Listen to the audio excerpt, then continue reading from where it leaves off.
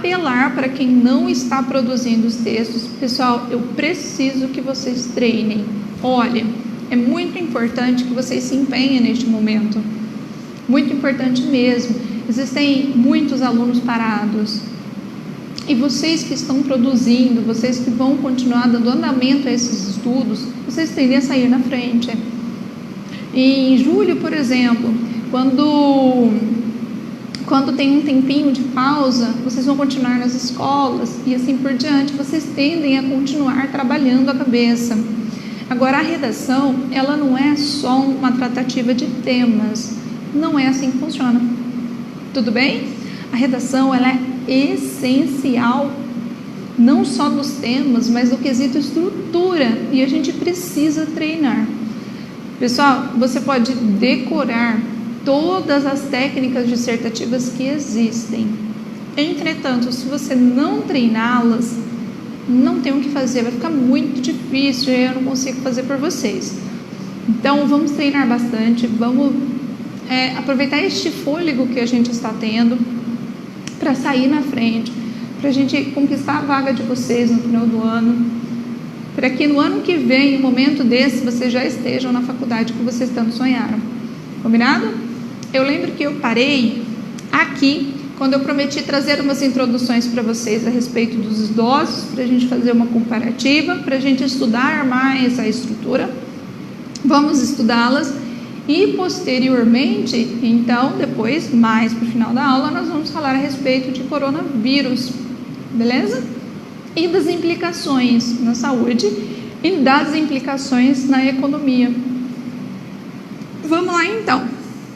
Olha, devido aos avanços na medicina, a expectativa de vida só tende a aumentar ao longo do tempo. O número de idosos no Brasil já é alto e com tendência a crescer nos próximos anos, segundo os dados do Instituto de Geografia e Estatística, o IBGE. No entanto, no que diz respeito ao bem-estar, o país não tem acompanhado o crescimento da terceira idade. Isso significa que necessidades econômicas e sociais básicas já não estão sendo oferecidas dignamente àqueles que já muito fizeram pelo país. Vamos lá? Essa daqui, pessoal, é uma introdução dissertativa de um texto que foi avaliado com nota máxima. Viram? Primeiro, eu tenho certeza que a maioria de vocês achou a falta de alguma coisa aqui, ó, né?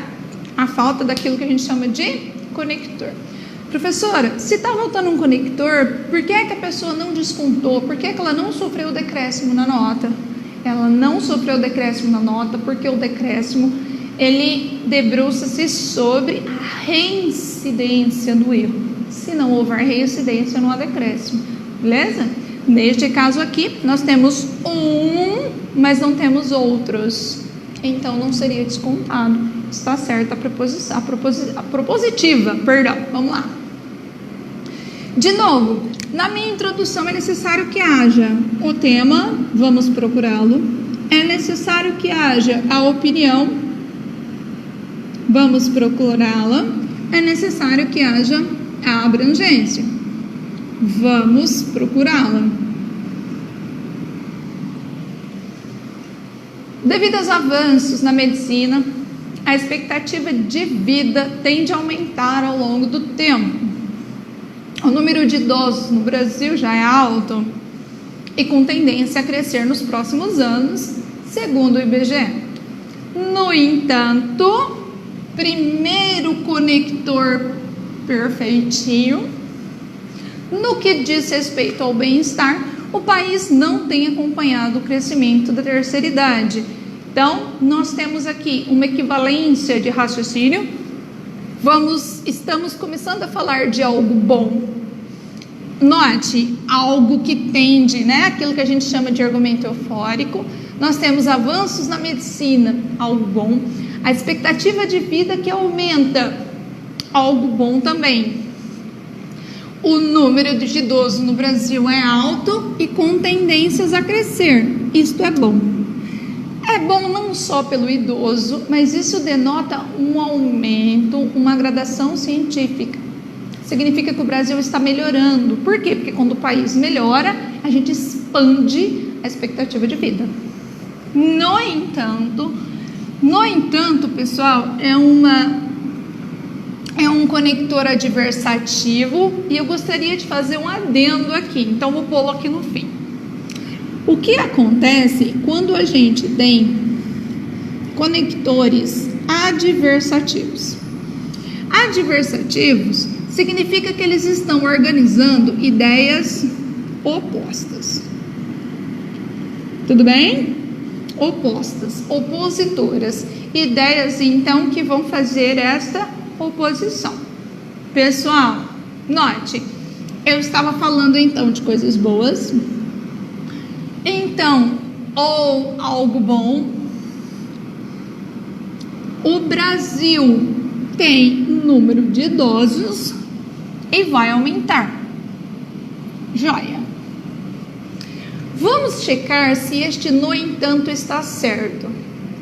No que diz respeito ao bem-estar, o país não tem acompanhado. Pronto, temos ideias contrárias, portanto, ideias opostas. Está certo, portanto, o conector.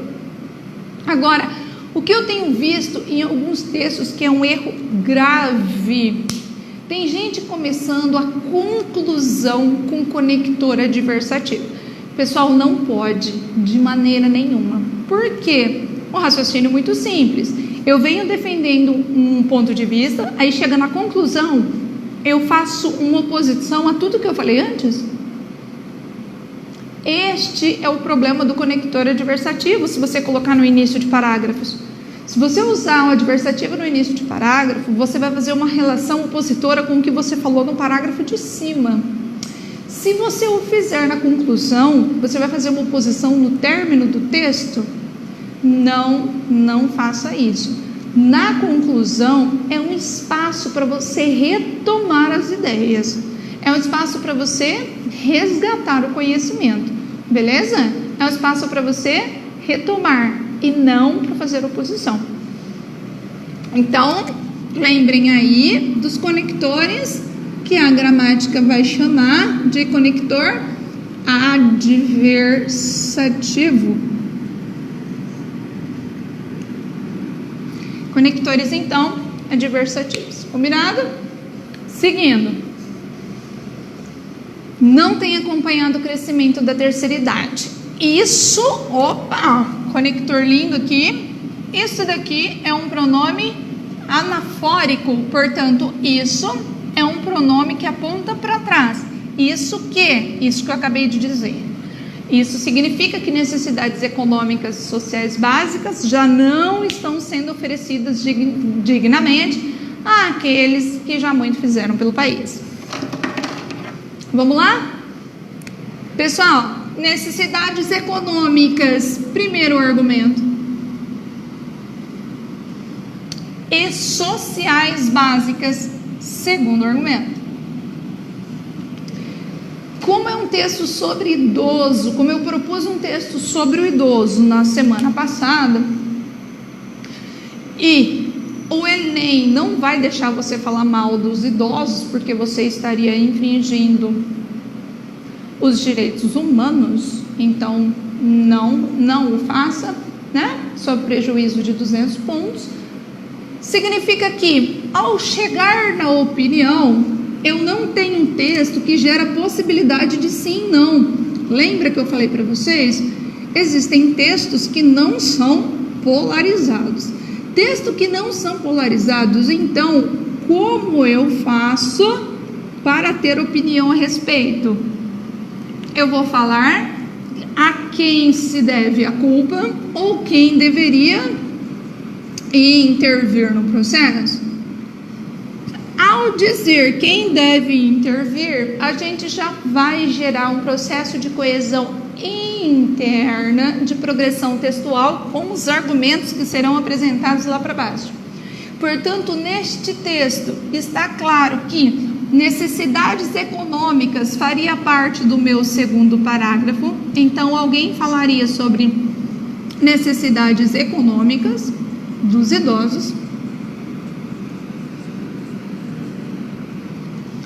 E aqui eu tenho a perspectiva de segundo argumento. Portanto, no meu terceiro parágrafo, viria o argumento a respeito de necessidade social básica.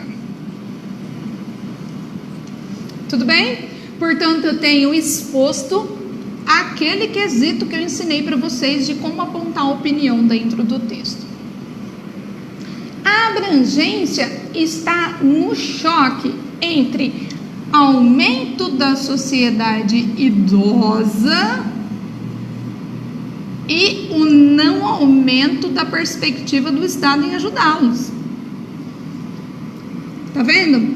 Isto daqui gerou o problema, então a problematização da situação.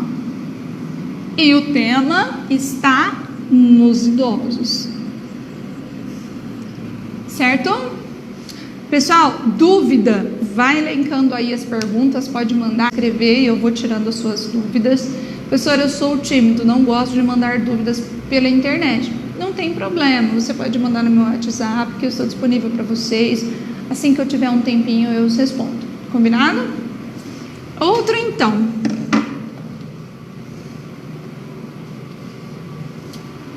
Agora, montei um, pessoal, com um pouquinho de história, mesmo que seja uma informação muito básica histórica. Mas vamos lá. Vamos retomar a introdução histórica, fazer uma retomada. Eu sei que a gente falou sobre ela na semana passada, mas vamos retomar. Vamos lá. Para eu fazer uma introdução histórica, portanto, é necessário de início que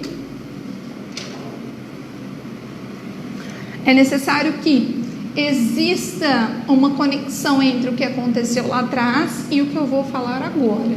Tudo bem? Vamos checar. Durante séculos, os idosos eram vistos como os mais sábios. Em diversas tribos, como as indígenas e africanas, as quais eram praticadas as decisões e transmissões de ensinamentos. Vamos ver? No passado, os idosos representavam, então, sabedoria,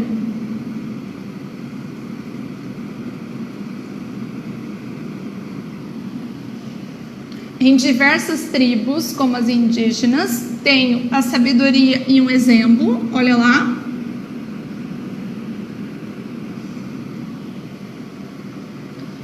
E nas quais eram patriarcas nas decisões e transmissões de ensinamento.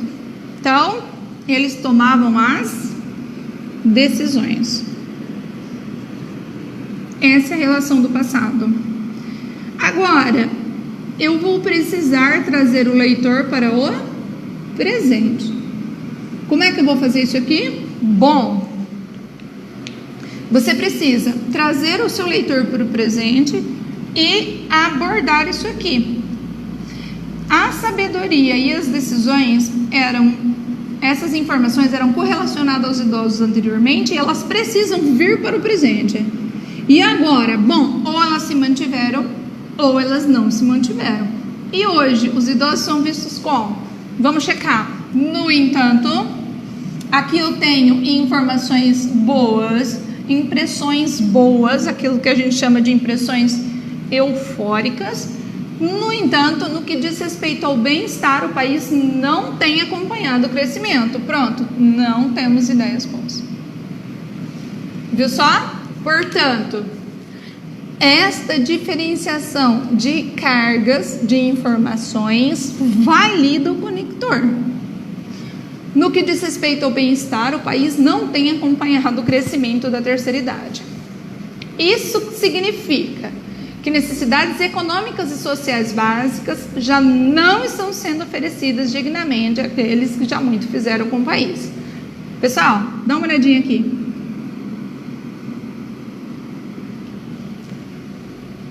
Aqui está um tipo de introdução cuja citação histórica não está bem presa. Ela está solta. Viram? Então aqui eu coloquei um tipo de introdução que tem decréscimo, que sofreu decréscimo. Viram só? como você faria para incluir informação nessa introdução para validar isso aqui, ó?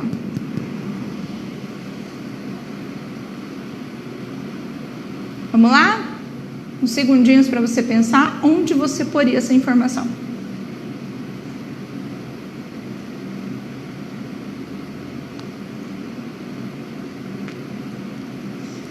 Enquanto isso, eu vou apagar aqui para fazer com vocês.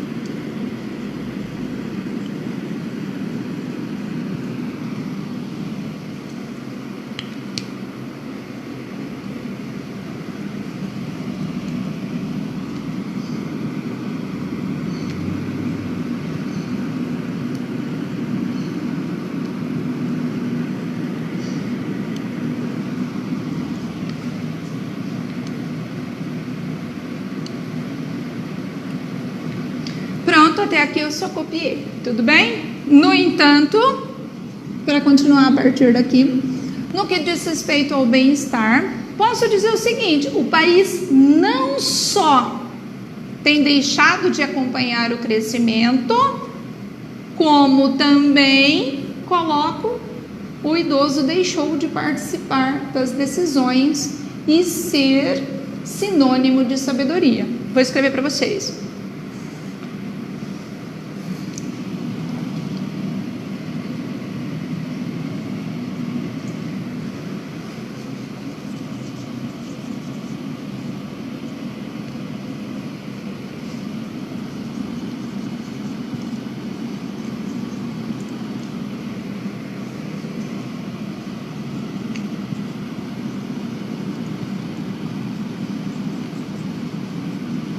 Então,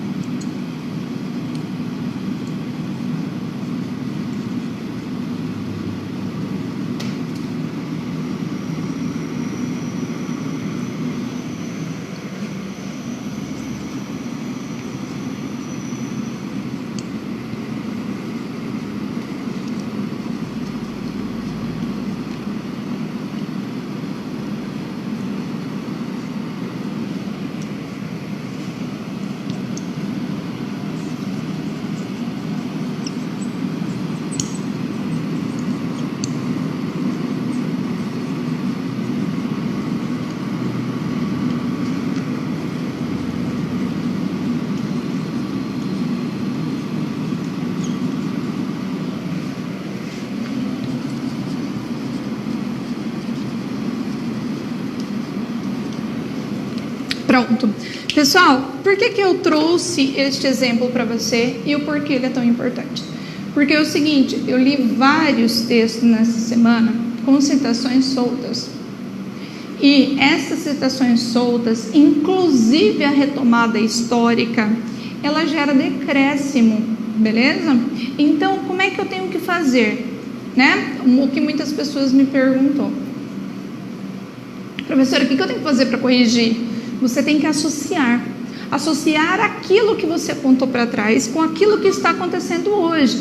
Olha aqui, poderia dizer assim: no entanto, no que diz respeito ao bem-estar, o país não só não tem acompanhado o crescimento da terceira idade, como, e você pode incluir o também, se você quiser, deixou de ouvi-los.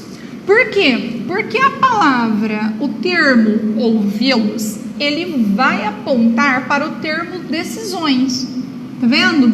A gente estabelece relações de referências sinonímicas. Ou seja, nós temos expressões distintas que apontam para o mesmo sentido. Expressões de referenciais sinonímicos, portanto, beleza? Fazendo com que deixassem de ser sinônimo de sabedoria. Do mesmo jeito, a palavra sabedoria aqui, ela vai retomar a palavra sábios aqui, pessoal. Ó. Viram? significa que antigamente eram considerados sábios e eles eram essenciais em tomadas de decisões. Hoje não são considerados sábios e deixaram de ser ouvidos. Pronto. Essas informações, elas validam a retomada histórica, portanto está perfeita agora. E aí, o que está faltando? A partir daqui, está faltando opinião. Concorda? Lembre-se, a retomada histórica, ela faz parte da abrangência do nosso quesito. Portanto, abrangência, e a partir do ponto final, isso é um pronome anafórico que aponta para trás de novo. Significa que necessidades econômicas, primeiro argumento, segundo parágrafo.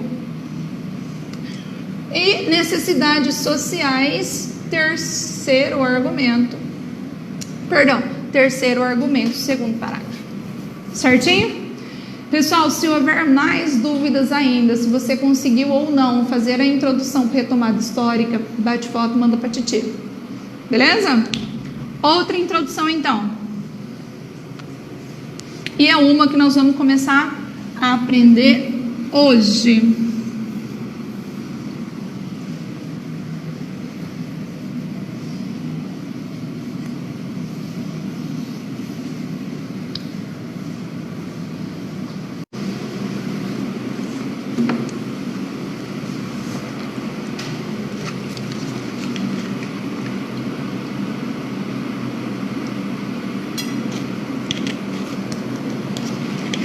Dando favor. Vamos lá. Velho, esclerosado, inútil.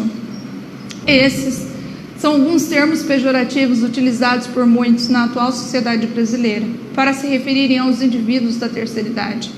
Em contraposição às sociedades orientais, que enxergam a figura do idoso como referência e um símbolo de experiência, no Brasil a valorização à velhice não ocorre, o que acaba inviabilizando, em muitas situações, a manutenção de sua dignidade, cidadania e respeito, o que contraditoriamente é previsto por lei. Perfeita introdução, pessoal. Vamos lá? O que eu gostaria de mostrar para vocês? Isso aqui, ó. Nós temos aquilo que eu chamo de... Obrigada. De introdução descritiva. É quando você descreve um cenário. Viu só? Velho, estou falando de idoso, esclerosado e inútil. A enumeração dessas ideias, ela serve para quê? Ela serve para resgatar informações prévias que você tem a respeito. Então, se você já ouviu alguém ser ofendido por alguma dessas palavras, você resgata esse seu conhecimento, você retoma essa informação, e é para isso que serve. É uma ferramenta que serve, portanto, para descrever situações, para resgatar aquela bagagem cultural que você tem e encadear essas ideias. Combinado? Esses, então eu tenho o anafórico, viu só? Apontando para lá. São alguns termos pejorativos utilizados por muitos na atual sociedade brasileira, para se referir aos indivíduos da terceira idade. Então, a gente tem o tema, tá lá, ofensa à terceira idade, bem claro. Em contraposição às sociedades orientais, que enxergam a figura do idoso como referência, olha, aqui não é retrospectiva histórica, não é por comparação. Por quê? Porque o verbo está no presente.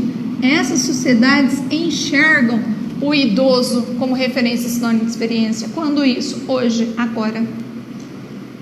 Em contraposição, ou seja, o Brasil vai totalmente na contramão aos polos. Enxergam a figura do idoso como referência e um símbolo de experiência. No Brasil, claro, preciso me dizer onde... A valorização à velhice não ocorre, o que acaba inviabilizando, em muitas situações, a manutenção de sua dignidade, cidadania e respeito, o que contraditoriamente é previsto por lei. Pessoal, aqui a gente já tem a ideia do primeiro argumento, tá ali primeiro argumento.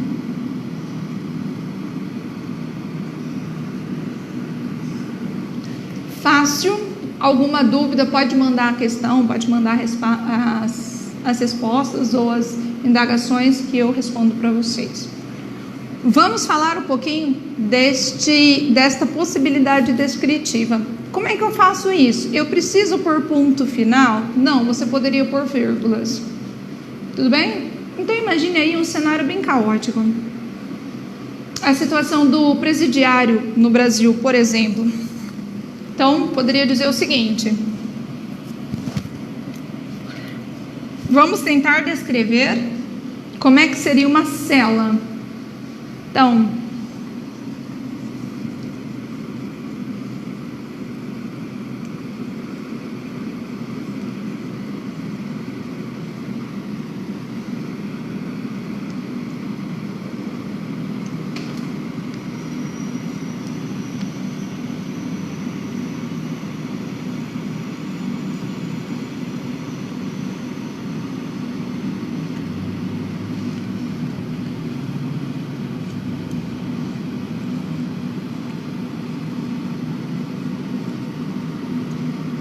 olha lá. Então, espaço insuficiente, insalubre, escuro. Aí você poderia continuar. Essa é a realidade das celas nos presídios brasileiros e assim por diante. O que eu gostaria de apontar para você é a mesma técnica usada no período de cima, na situação de cima. Dê uma olhada. Para que serve? Para você começar a montar na cabeça. Professora, eu poderia estender essa descrição? Poderia, só que cuidado, se a sua descrição ficar maior do que a parte que você introduz a sua dissertação, aí você perde. Por quê? Porque a gente perde a predominância do gênero. Isso não pode acontecer. Eu não posso perder a predominância do gênero dissertativo, tudo bem? Então, a descrição, ela é usada como uma ferramenta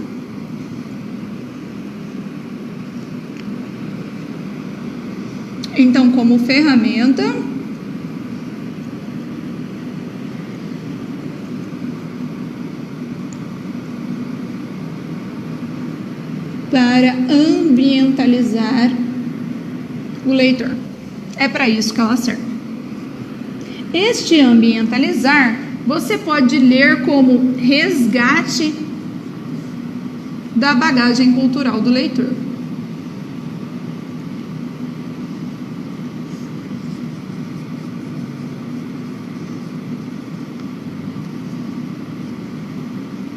Combinado? Fácil? Tentem, pessoal. Você poderia, por exemplo, falando do coronavírus, introduzir com sintomas. Que isso? Perdão. Vamos lá? Você poderia introduzir com sintomas. Então, como assim? Sintomas do coronavírus. Por exemplo, febre alta ou febre insistente, tosse, falta de ar. Ponto. Esses são alguns dos sintomas do coronavírus, né? Então, responsável por uma pandemia global que atrapalha, inclusive, ou que contaminou mais de 4 mil pessoas no Brasil, dados desde o dia 31. Viu só? Claro que não estaria completa, mas note, é uma mesma introdução. Vamos fazer, porque é bastante importante, e afinal de contas vamos falar sobre o coronavírus. Vamos lá.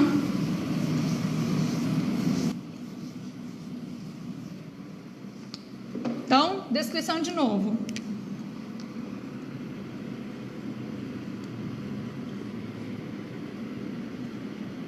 Insistente.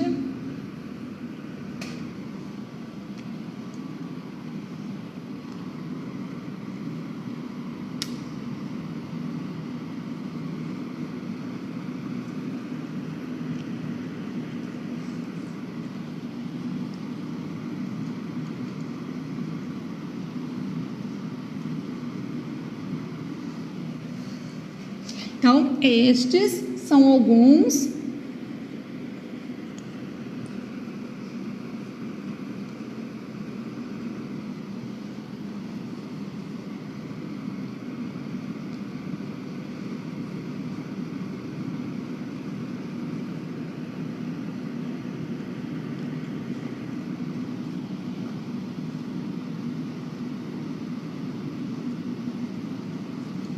Então, responsável pela pandemia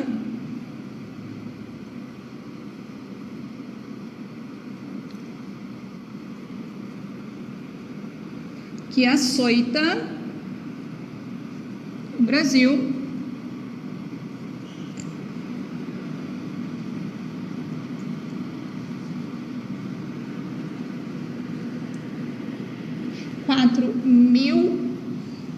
casos confirmados.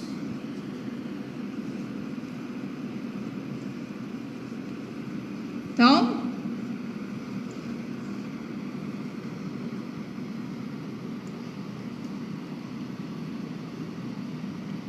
pronto. Olha lá, pessoal. Comecei uma introdução com a mesma estratégia. Tentativa de resgate e de ambientalizar o leitor. Como a gente está ouvindo falar muito sobre isso, este tipo de introdução é joia. Por quê? Porque o seu leitor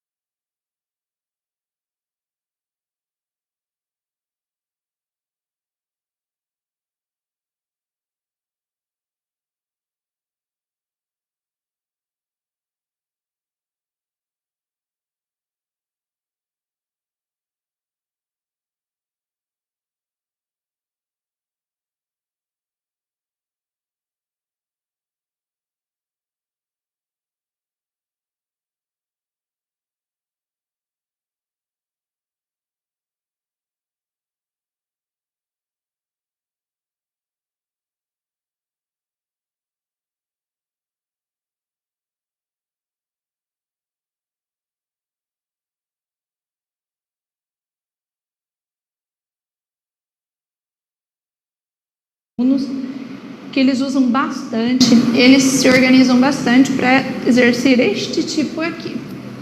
Mas, antes disso, algumas considerações.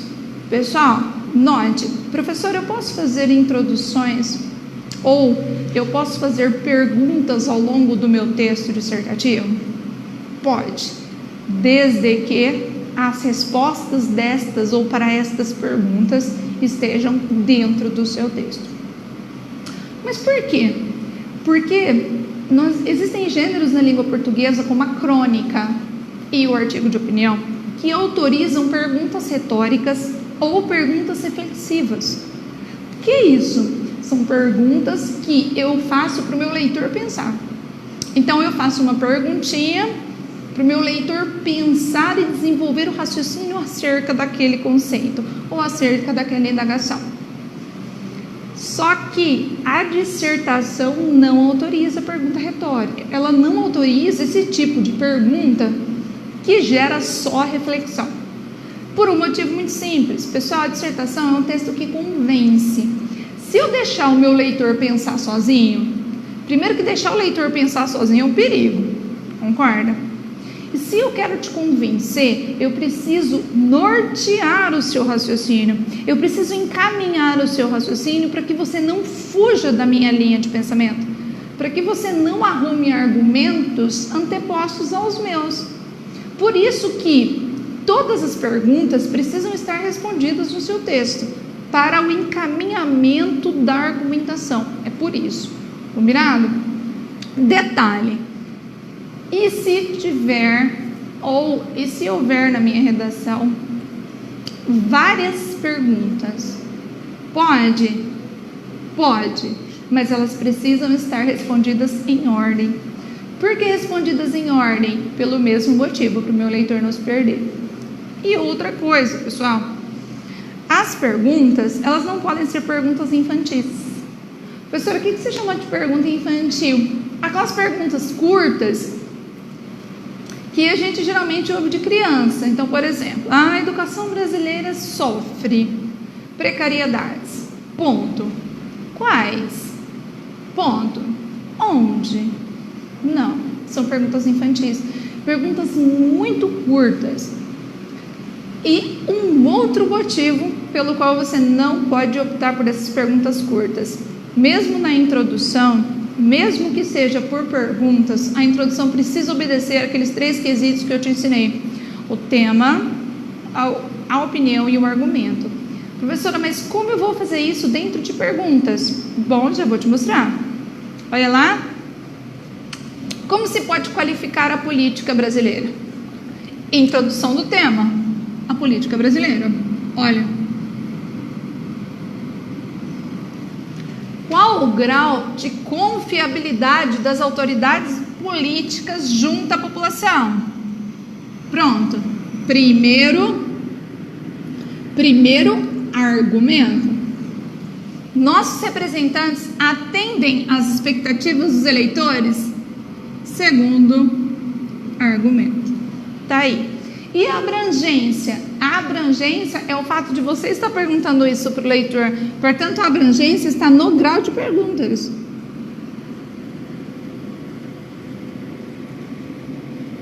Viu só?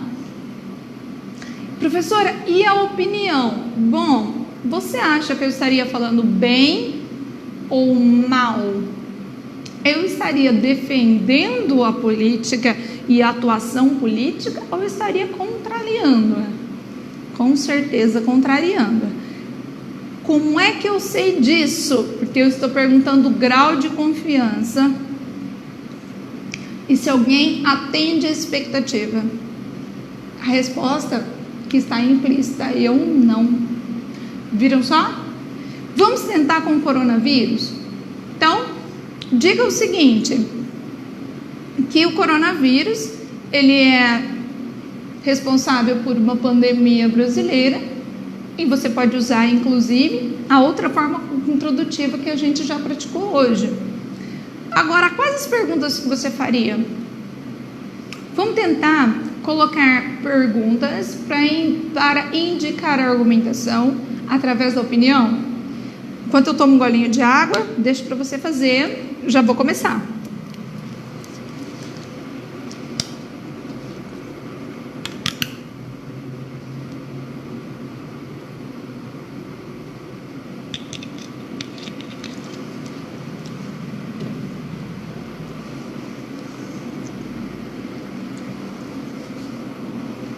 Então, monta para a titia uma introdução. Lembre-se. Ai, que susto. Não foi porque você apareceu, foi no abrir de portas.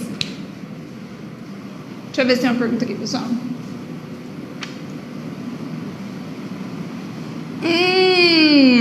Pessoal, diferença entre este e esse. Tá, este aqui são pronomes que a gente chama de apontadores, né? Ou demonstrativos. Ele vai apontar a proximidade entre a informação e a continuidade dela. Vai ter uma aula a respeito disso, mas para não te deixar com dúvida agora, o este, ele vai apontar para a informação mais próxima.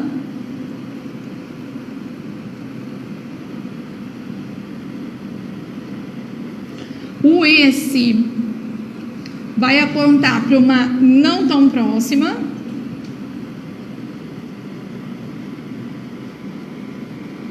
E o aquele vai apontar para uma informação distante. Olha, se você prestar atenção, é do jeito que a gente aprende em gramática, né? A gente diz, inclusive quando vai aprender inglês, que este é o que está na mão, esse é o que está próximo, mas eu estou apontando, e o aquele é a informação que está mais distante. Dentro da língua portuguesa acontece da mesma forma. Exemplo simples, olha.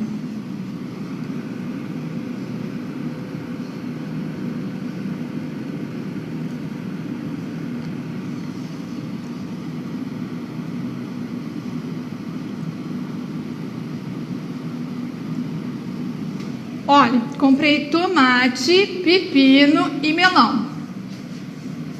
Ao dizer este estava fresquinho,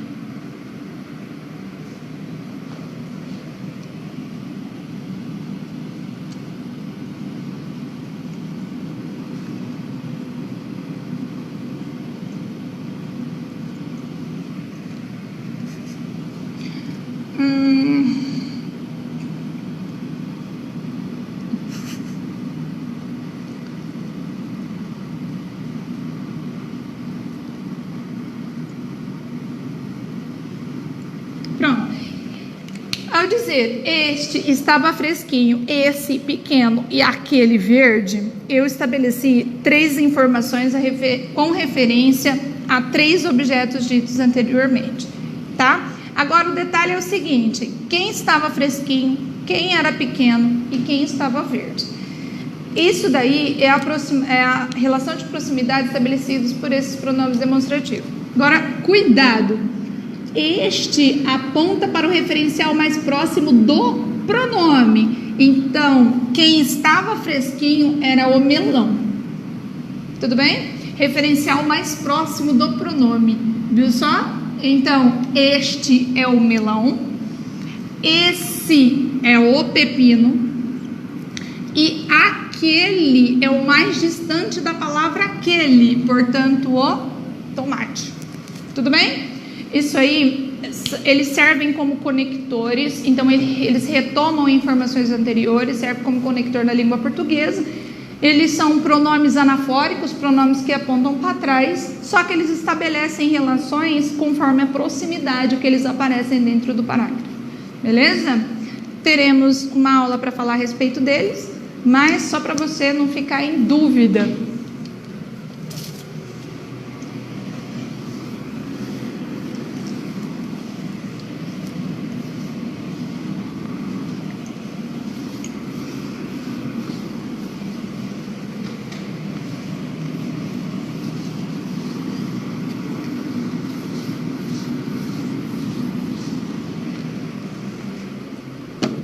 Se você quiser estudar um pouquinho mais, pessoal, você pode estudar a respeito de expressões como o primeiro, o segundo, o terceiro.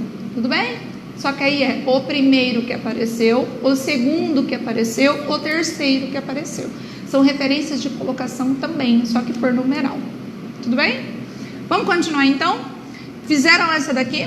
Pessoal, para dar tempo de analisar a coletânea com vocês, façam esta daqui por interrogação e a por conceito e mandem para eu corrigir. Porque aí eu vou ter certeza se você está conseguindo montar essas introduções com prioridade. Semana que vem eu faço como fiz com a relação do idoso. Eu começo a aula com introduções e exemplos referentes a esse tipo, tudo bem? Porque agora a gente precisa analisar o texto da coletânea para falar a respeito do tema dessa semana, que é o coronavírus. Vamos lá.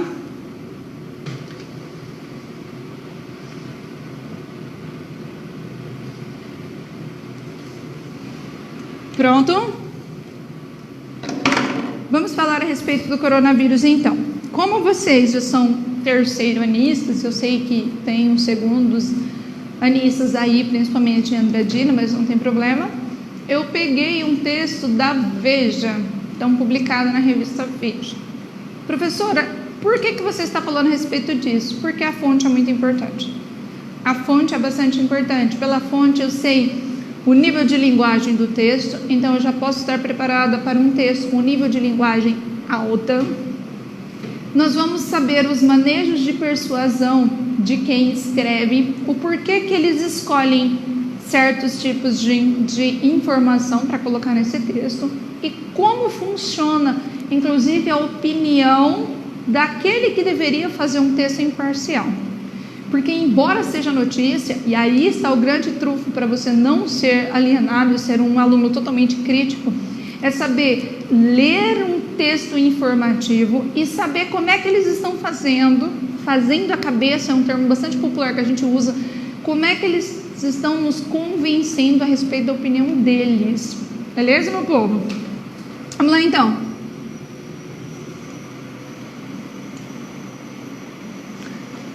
O caminho para a recuperação econômica após o choque do coronavírus. Guru dos tempos sombrios, o economista Nouriel Roubini, famoso por ter previsto a quebradeira dos bancos americanos em 2008, voltou à cena na semana passada e lançou seu vaticínio sobre o pânico econômico provocado pela pandemia do coronavírus. A profecia do Dr. Apocalipse, olha, a Dr. Apocalipse aqui é para retomar o nome e não repeti-lo. Publicada em um artigo do jornal britânico The Guardian, é assustadora. Segundo ele, nos próximos 90 dias, o planeta sofrerá, de uma só vez, todo o impacto sentido nos 3 anos que seguiram a quebra do banco americano Lehman Brothers, marco zero da última grande crise. O cenário dantesco, desenhado com base no número de infecções e mortes provocadas pelo vírus, que brotou na China, entretanto, não é uma exclusividade da imaginação e dos cálculos de Roubini. Longe de personificar um arauto translocado pregando para um grupo de cabras no deserto, Roubini é mais uma das vozes que se levantam para alertar sobre a gravidade do que espera a humanidade no futuro próximo. Vamos lá? Perspectivas econômicas do que pode acontecer no Brasil referente ao coronavírus. Bom, a opinião de quem escreve, a opinião norteadora do texto, já está em algumas palavras aqui. A gente tem palavras como gravidade. Depois, vamos lá, deixa eu de cima para baixo mais fácil. Cenário dantesco. Infecções. Mortes. E ele é só mais uma das vozes. Pessoal, note, aqui nós temos palavras disfóricas, palavra disfórica, palavra disfórica, palavra disfórica. O que é palavra disfórica mesmo, professora? Palavra cuja carga tímica representa uma sensação ruim. Palavras que fazem nos entender que vai vir uma informação ruim. Tudo bem? Vamos ver? Vamos continuar? Vamos ver. Um dos reflexos desse sentimento foi a aprovação na última noite quarta-feira pelo Senado americano, do mais vultuoso pacote de estímulo econômico em tempos recentes, estimado em 2 trilhões de dólares, voltado principalmente para o amparo de cidadãos que venham a perder o emprego e sua fonte de renda, a reboque da paralisação dos negócios provocados pela pandemia. O pacote agora segue para a Câmara dos Deputados, onde é praticamente certa a sua aprovação. No Brasil, o frenesi é tal. Pessoal, frenesi é uma palavra que você pode usar à vontade no seu texto. Só que frenesi, aqui, ela vai passar a impressão de espernear. Então, aqui, a gritaria é tal, tá vendo? Devido a um embate entre os que defendem a quarentena radical, pronto, de um lado alguém que defende a quarentena radical, que a gente já imagina que seja a OMS, Organização Mundial de Saúde, para evitar a disseminação do vírus, e os que gritam, dá uma olhada. Como o frenesi aponta para a palavra gritar. Porque quando a gente imagina que existe alguém esperneando, você já imagina a criança berrenta gritando. Então, note. Gritam pela priorização da economia ante pretextos exageros de cunho sanitário, ganhou os contornos da polarização radical que divide o país nos últimos anos. Pronto, já está bem claro que quem está escrevendo o texto vai apoiar a OMS e reclamar de quem está defendendo a economia. Professora, como é que você sabe disso? Por causa da conexão entre a palavra frenesi e a palavra gritos. Grito não é uma palavra eufórica, é uma palavra disfórica. É uma palavra que passa a sensação ruim. Claro, a gente grita quando a gente está horrorizado. Bom, a gente está horrorizado e a gente gera um frenesi. Como nós temos essa conexão, a conexão que inclusive gera dispersão de som, e a explicação dos que gritam é a priorização da economia, significa que quem vai escrever vai apontar alguns calos que poderiam surgir se fosse apoiada a parte econômica em detrimento da saúde. Combinado? Vamos ver. Assustado com o que tem visto, o empresário Eli Horn, dono de um dos maiores gigantes do mercado imobiliário brasileiro, a Cirela, aproveitou a chance de ter perto de si os ouvidos de Jair Bolsonaro em uma reunião recente para soprar um conselho. Presidente, minha simples sugestão é que deixemos de lado o egoísmo e pensemos mais no próximo e uma tomada de decisões. E aqui, pessoal, está uma artimanha muito comum em texto jornalístico. Vamos lá. Texto jornalístico, teoricamente, deveria ser imparcial, concorda? Então, teoricamente. Mas, eu que estou escrevendo o meu texto, quase que inconscientemente, gostaria de passar a minha opinião.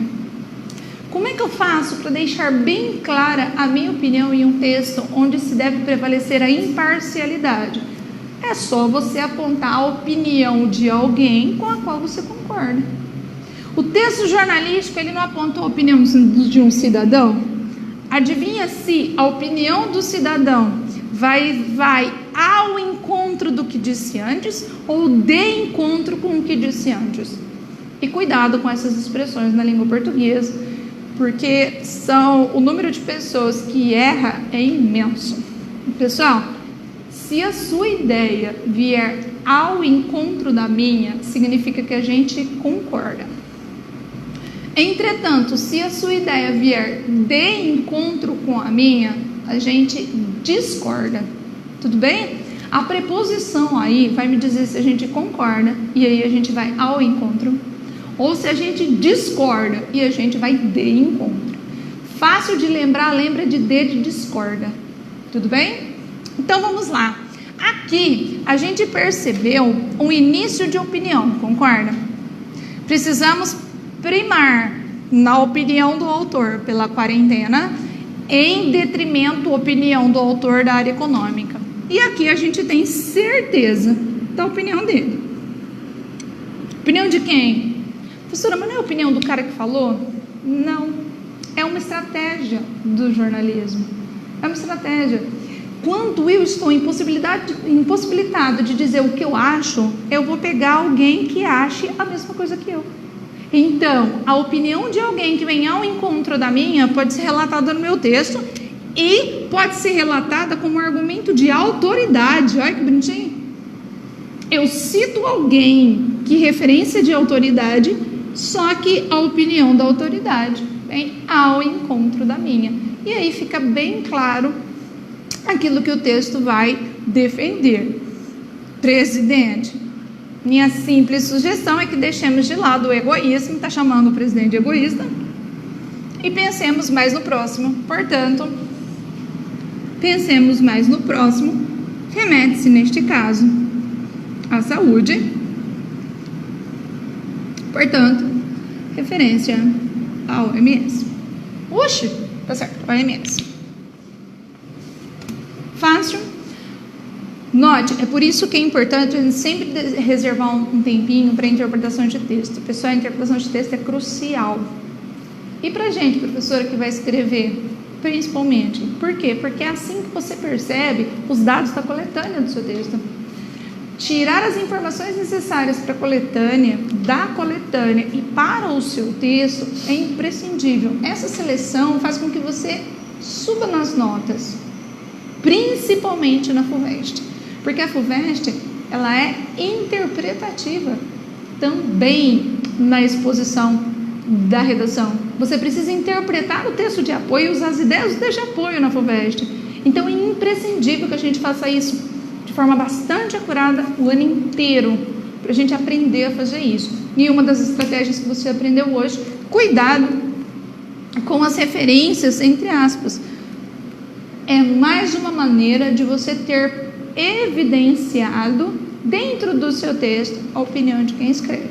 Se a pessoa não concordasse, ou se você não concorda com alguém, você citaria essa pessoa no seu texto? Só se fosse para contrastá-lo, para gerar um embate de opiniões, e não como referência de autoridade no assunto. O que é referência de autoridade? É quando eu aponto para alguém que eu acho que sabe do que está falando. Como é que você sabe disso? Aqui, ó, um dos gigantes no mercado imobiliário, a Cirela. Referência em alguém que inclusive esteja falando de economia. Beleza, meu povo? Continuando então.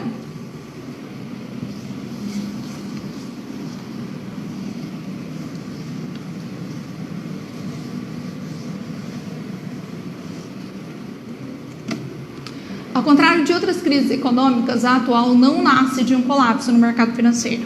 A falta de liquidez, ou deixando economias de lado de dinheiro, foi a grande causa das maiores crises que se tem notícia. A de 2008 e também a de 1929. É verdade. A de 2008 aqui, pessoal, está fazendo referência à última vez que os Estados Unidos quebraram. Então, a crise imobiliária de 2008.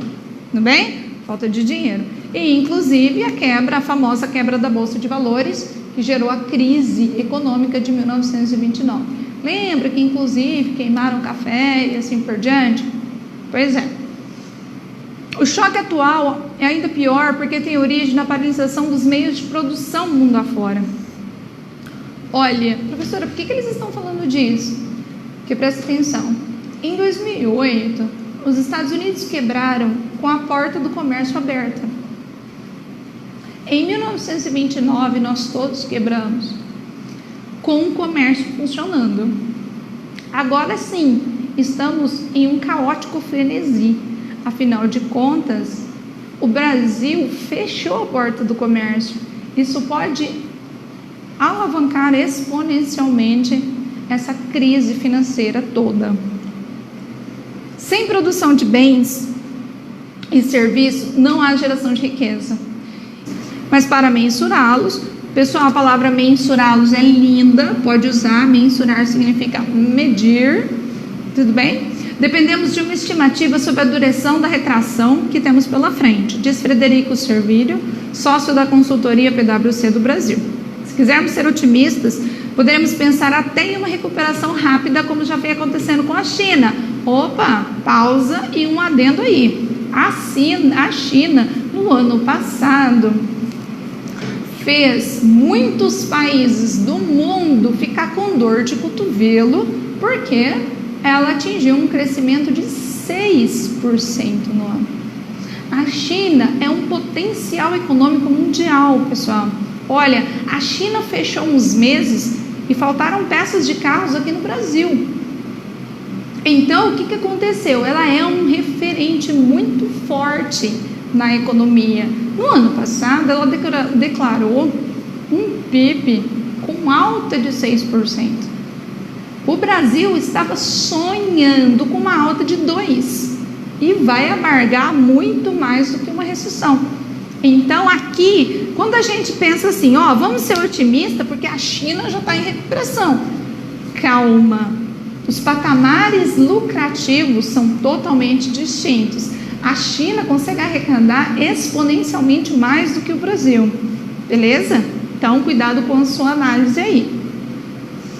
Mas isso não é uma garantia, claro que não. Explica. Em um cenário tão instável, as receitas para uma recuperação menos traumática não são nada óbvias.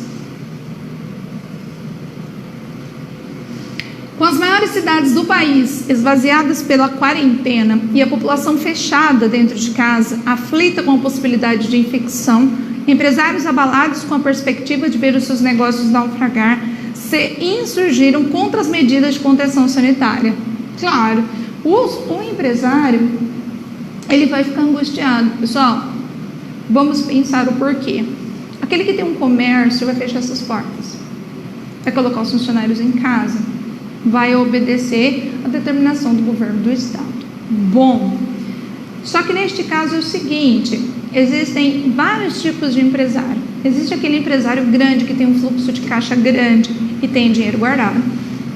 Só que existe também aquele comerciante, tem, por exemplo, um restaurante pequeno e usa aquilo que ganhou em uma semana para comprar um alimento que será vendido na semana seguinte.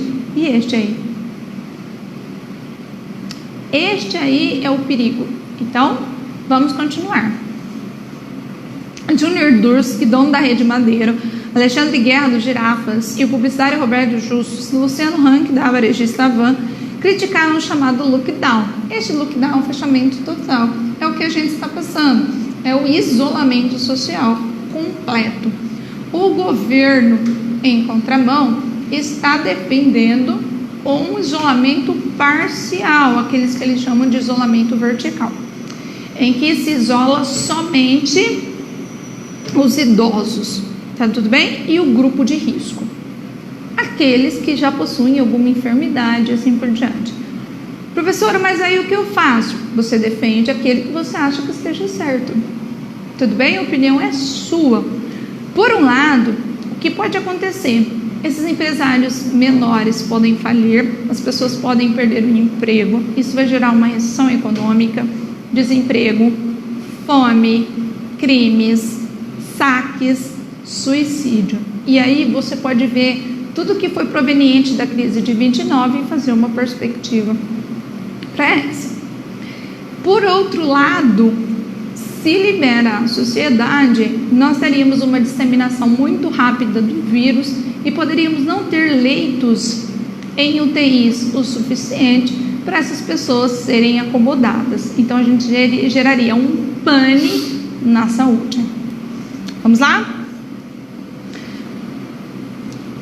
De fato, as cenas vistas nas grandes cidades foram deprimentes. Ruas comerciais que viviam lotadas de consumidores, agora estão às moscas.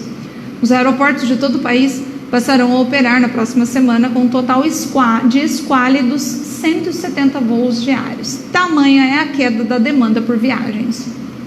As companhias aéreas despontam como as empresas mais machucadas para uma parada brutal imposta no país. Verdade, pessoal, a ANAC, as empresas estabelecidas por ela, organizadas por ela, empregam mais de 2 milhões. Então, 2 milhões a mais de desempregados seria um estrago no Brasil, um estrago muito grande. Essas companhias, elas são uma das primeiras a sofrer o baque. Por quê? Por causa da confiança. Primeiro que as pessoas não podem sair de casa, tampouco viajar, concorda? Outra coisa, para que você iria para um lugar onde você não pode sair? Os hotéis estão fechados. Então a rede de turismo, hotelaria e voos as empresas aéreas, elas sofreram um baque muito forte no Brasil. Quem continua viajando? Viajantes que estão a trabalho, por exemplo, como jornalistas, por exemplo. Entretanto, não é suficiente para movimentar todo esse setor. E esse setor ele é um dos primeiros que sofre esse baque. Por quê? Porque a sociedade hoje não vai comprar roupa, tampouco viagens. Simples aí na contenção de despesas. Estamos em situação de guerra, avalia John Rogerson, presidente da Azul, a terceira maior companhia do setor do Brasil, e que, como as concorrentes Gol e Latam, vai manter estacionada quase toda a sua frota de aeronaves por pelo menos um mês.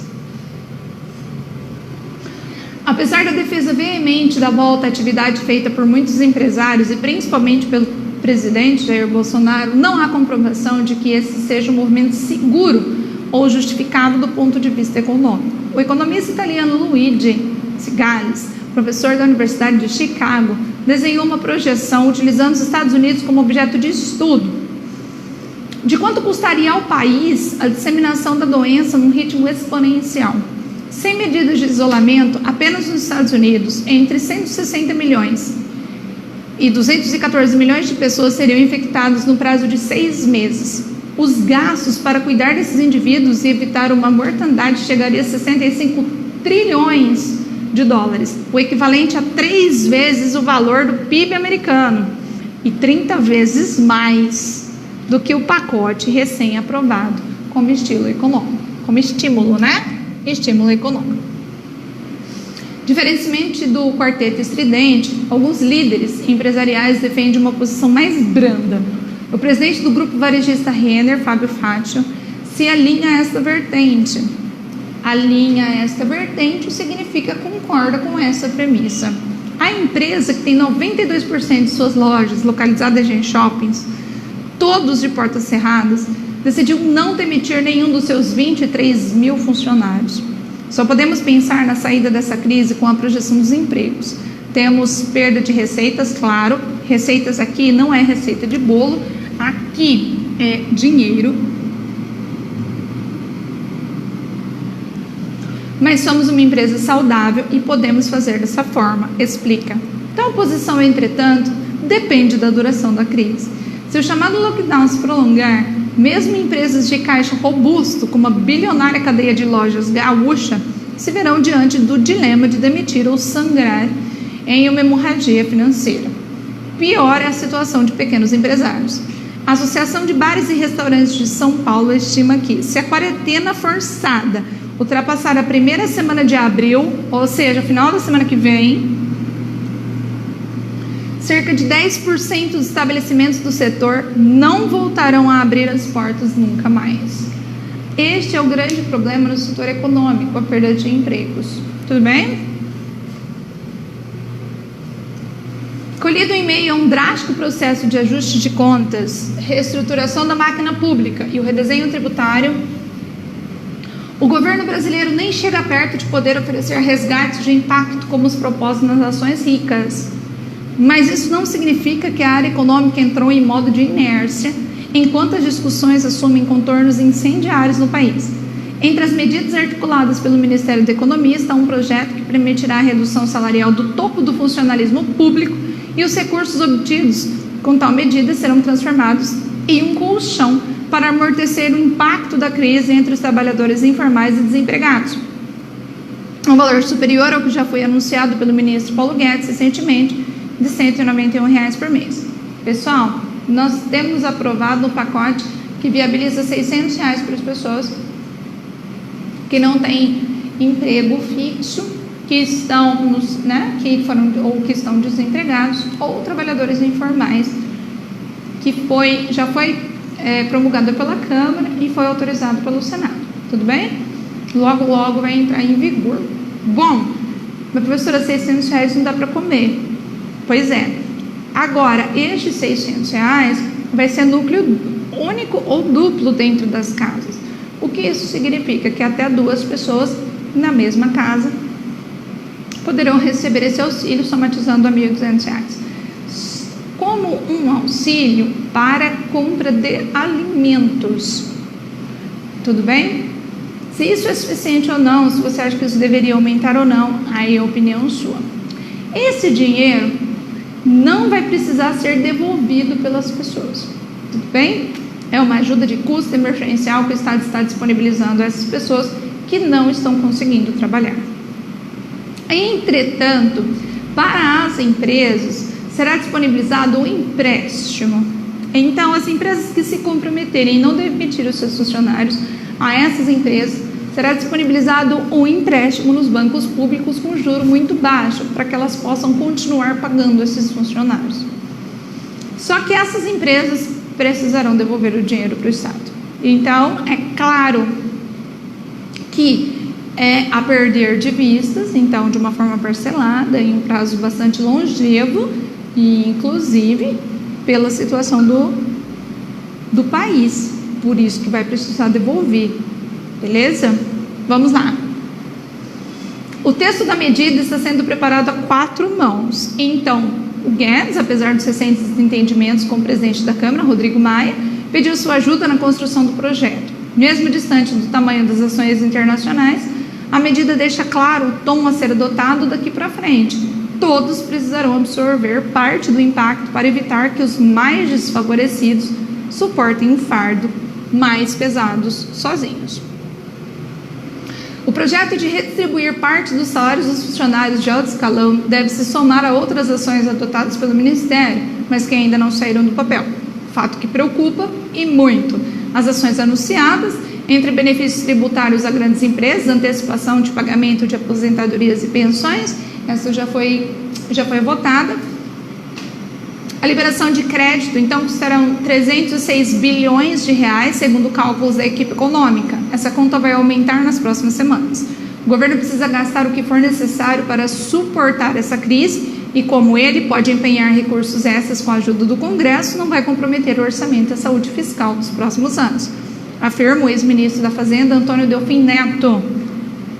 Outra vez, note, aquilo que foi dito pelo Delfim vem corroborar com a opinião de quem escreve. Isso é muito importante você perceber no seu texto.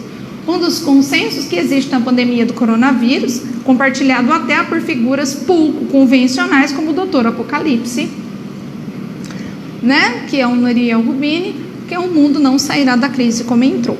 Pessoal, é aquela estratégia que eu te ensinei. Lembra? Eu já ensinei, mas nós vamos retomá-la diversas vezes ao ano, que se você puder, você retome na sua conclusão o seu argumento de maior prestígio, seja o seu argumento científico, aquele que tem mais peso. Por quê? Porque gera um fechamento bastante claro na cabeça do leitor. Em termos de critério econômico, esta informação ela gera progressão textual e coesão interna. Professor, isso é uma regra? Não é uma regra. Só que é um macete, uma ferramenta, uma estratégia muito utilizada por grandes escritores para promover essa conexão. Então, se você puder, na sua introdução, você retoma o seu argumento de mais intensidade no seu texto. Pode ser uma citação, pode ser um dado, ou pode ser um exemplo que você tenha apontado lá em cima. Combinado? Vou voltar a falar sobre isso na aula de progressão interna. Pessoal, faça um texto sobre o corona, do jeito que você considerar útil abordá-lo, manda no meu e-mail para eu corrigir. De qualquer forma, estou disponível para vocês no WhatsApp, assim que eu puder respondo todas as questões e amanhã encaminho as redações que estão comigo ainda. Obrigadão então, até semana que vem.